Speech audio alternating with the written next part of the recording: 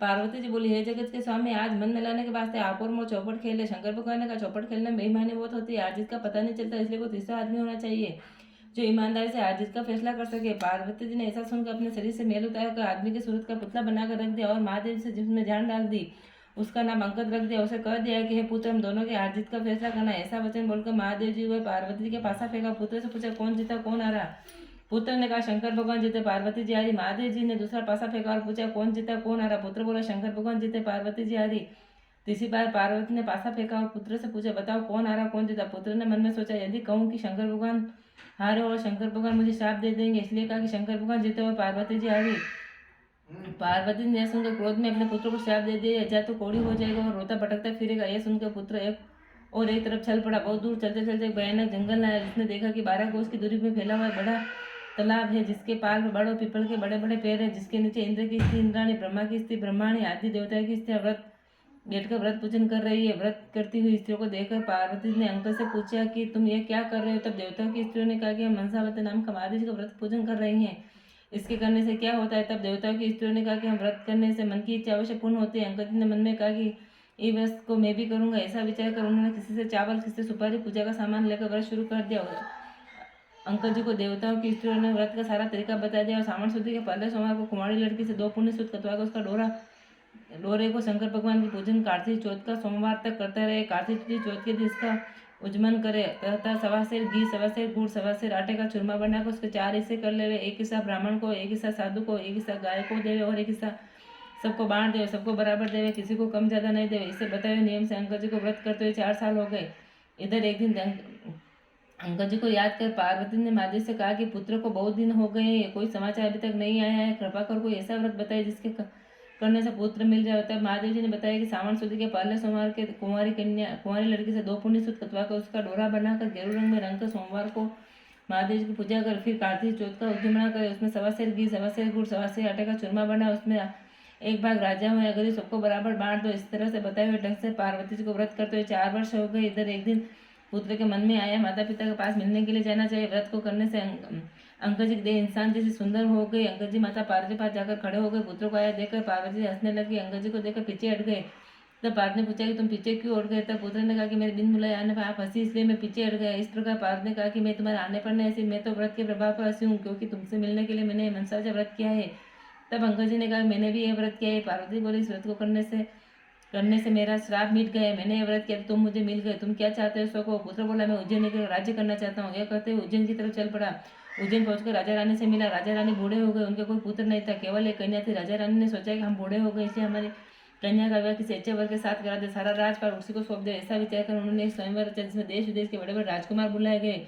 स्वयं में एक अग्नि को सजाया। उसने हथनी ने हाथ जोड़कर कहा कि हथनी देवी, जिसमें जो राज्य करने का अधिकारी हो, कन्या के लिए श्रेष्ठ हो, उसी के गले माला डाल देना। यह कहते हथनी के सुर में गले माला पकड़ा दी। हथनी ने चारों तरफ देखभाल कर पार्वती के पुत्र अंगद के गले माला डाल देता। उसने कहा कि हथनी ने चूक गई है। फिर हथनी को सरकार कहकर हाथ जोड़कर कहा कि हे जो इस राज्य को भोगने का अधिकारी हो, राजकुमार लगे अच्छा वर हो, उसी के गले माला डाल देना। यह कहकर माला हथनी के सुर में पकड़ा दी। अंकज जी को पहले वहां निकाल दिया था। हथनी घूम फिर गई, फिर बाहर निकल गई। फिर अंकज जी गले माला डाल दी। तब फिर सब लोगों ने कहा हथनी ने हट कर ली, इसलिए फिर उसी के गले माला डाल दी। ऐसा विचार कर फिर हथनी को सजाया गया था। माला देकर निवेदन किया गया, यही गजरा तो देवता स्वरूप है, जो इस राज्य का मालिक बनकर राज्य को भोगने वाला हो, राजकुमार श्रेष्ठ वर हो, उसी के गले माला डाल देना। अंकज जी को पहले से मार पीट कर बाहर निकाल दिया गया था। हथनी फिर घूम फिर कर बाहर निकल कर और अंकज जी गले माला डाल दी। तब राजा ने नगर के सेठ को बुलाकर आज्ञा दी कि अंगद को अपने घर ले जाओ, बारात बना कर ले आओ। सेठ अंगद जी को घर ले गया और बारात बना कर ले आया। राजा ने पंडितों को बुलाकर मंडप की रचना करो, अपनी कन्या के साथ अंगद जी का विवाह कर दिया। सारा राजपाट उसी को सौंप दिया। आपने खर्च के लिए केवल 4 गांव रख लिए। राजकुमार ने पूछा कि आपका नाम क्या है, जाति क्या है, तो आपके माता पिता कौन है? तब अंगद जी ने कर दिया कि मेरा नाम अंगद और श्री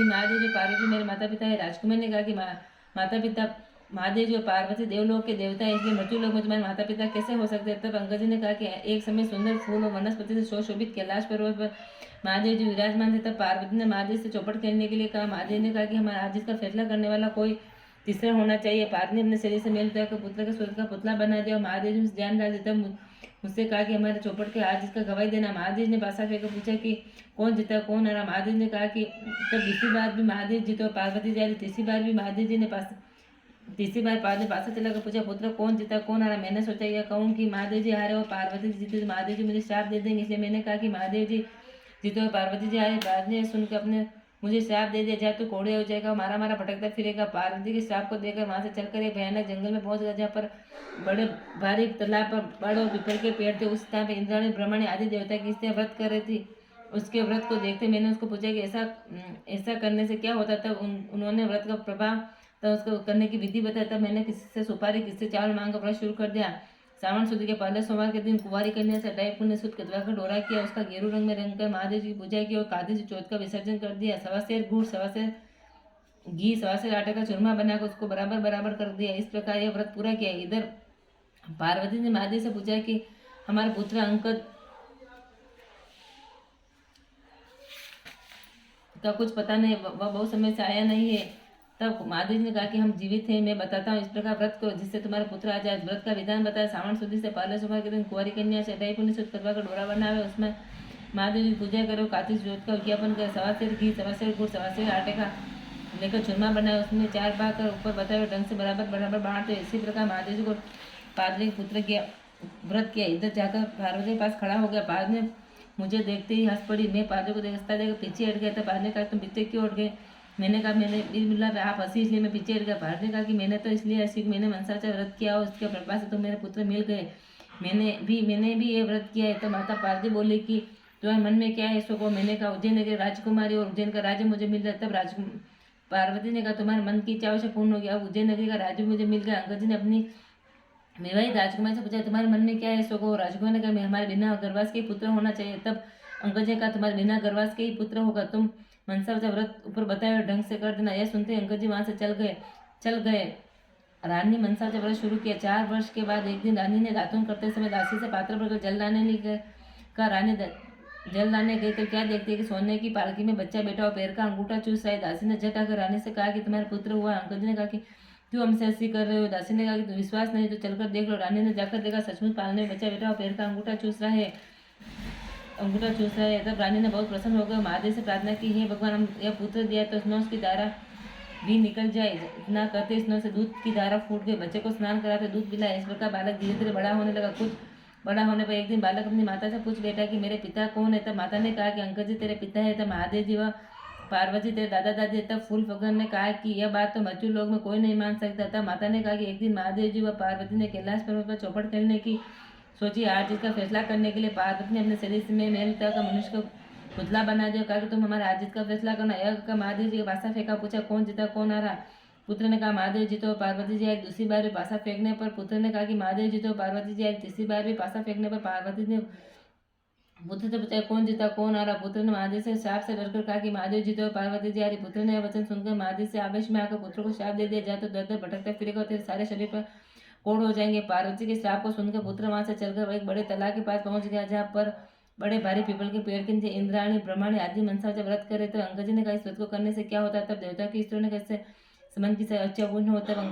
तब कहा कि व्रत को विधि मैं भी करूंगा। तब किससे घी किससे चावल मांग कर उन्होंने व्रत शुरू करते हुए इसको 4 वर्ष हो गए। उधर पार्वती जी ने महादेव से पूछा कि पुत्र नहीं आया, ऐसा उपाय बताइए जिससे मेरा पुत्र आवे। महादेव जी ने कहा कि सावन शुद्धि का पहला सोमवार आता है, कुंवारी कन्या से अनाई पुत कतवा कर पूजन करे। सवा सेर घी सवा सेर चूरमे का आटा बनाकर 4 भाग कर बराबर बराबर एक साधु एक ब्राह्मण एक गाय को दे देना। आधा खुद कर आधा बांट देवे। ऐसा भी 4 वर्ष तक करता रहे। 4 वर्ष करने पर पुत्र आकर खड़ा हो गया और पार्वती हंस करने लगे। अंगद जी देख के पीछे हट गए। तब पार्वती ने अंगद से पूछा कि तुम पीछे क्यों हट गए?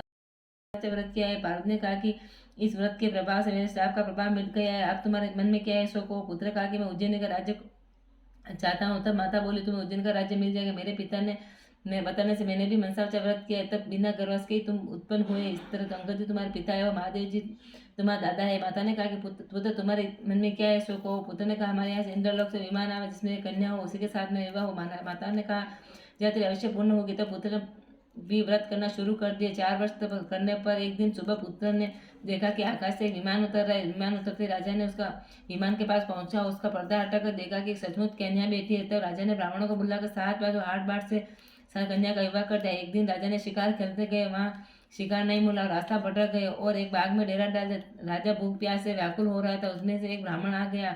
उसने अपना पतरा देकर कहा कि आज कार्तिक चौथ का उजमना है। सो तब राजा कहा राजा ने कहा कि ब्राह्मण देवता मुझसे भूल हो गई, चौथ का पूजन कराते राजा ने खबर भेजी कि राजमहल में 1.25 घी, 1.25 गुड़, 1.25 आटे का चूरमा बनाकर भेजा जाए। रानी ने सोचा फौज का साथ होने से इतने से चूरमे से क्या होगा, इसलिए गाड़ी भरकर चूरमा भेज दिया। राजा ने सोचा मेरे लिए तो काफ़ी है, फौज के लिए थोड़ा होगा। इतने से महादेव जी गुस्से में भरकर रानी को स्वप्न में कहा तुम अपनी रानी को घर से निकाल दो, नहीं तो मैं राज्य नष्ट कर दूंगा। तब राजा ने खुद महल में जाकर रानी को डांट डपट राज्य से निकाल दिया। तब रानी महल से निकल कर जाने लगी, तो रास्ते में दीवान मिल गया। उसने रानी से पूछा आप कहाँ जा रहे हो, तो रानी ने सब हाल कहा। दीवान ने कहा कि राजा साहब को का गुस्सा कम होने पर उन्हें समझा देंगे, आप मेरे घर चले। इस प्रकार रानी को अपने घर ले गया। वहाँ पहुँचते ही दीवान अंधा हो गया। तब दीवान ने हाथ जोड़कर कहा कि आप यहाँ से चली जाए। वहाँ चलने से तब रास्ते में से नगर का बड़ा सेठ मिला। रानी ने पूछा कहाँ जा रहे हो, तो रानी ने कहा कि राजा ने गुस्से में आकर मुझे देश